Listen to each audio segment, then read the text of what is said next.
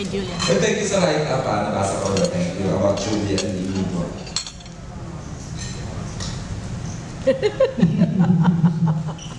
Jules, parang basa ko sa tanda ko. Parang papunta sa'yo eh. Papunta sa akin. Ikaw ang konya. Ikaw ang subject niya. Hindi niya naman itawid. Ask him. Actually yung ngayon, ako, nakikiliti ako. Nakikiliti yung... Sa edad niyang yan. Sa edad ko ito. 73. Diyos. 73 sila. Joke. Pero feeling ko, baka kayo magkakasuduyan.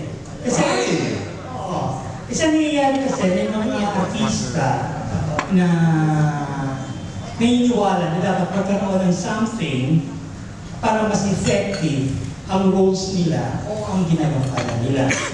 May mga artista naman na with or without that something, ox lang. Tulad sa kaso ni Bella and Joy. Effective sila. As screen partner. As screen partner. Pero walang relasyon at kung meron na siguro, ilabas, hindi ganun kalalim.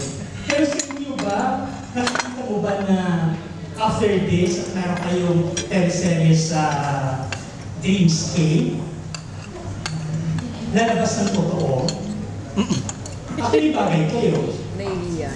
At wala namang kumukuha na siguro. Siguro sa press ko lang yung and I love you so na malapit na. Masasagot nila yan. They had a look at Diba? Tayo. Go.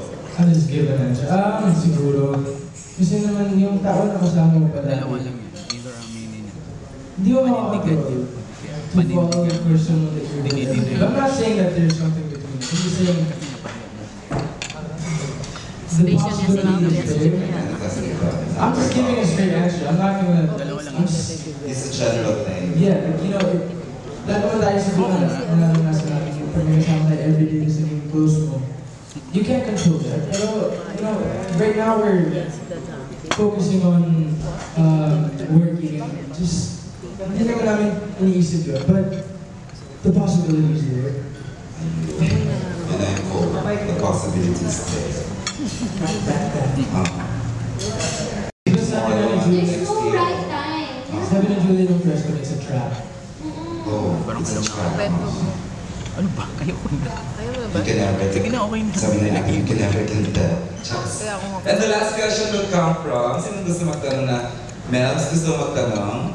Sino parang gusto magtanong? The last question from, si Bella ng Dreamscape yung nasa question.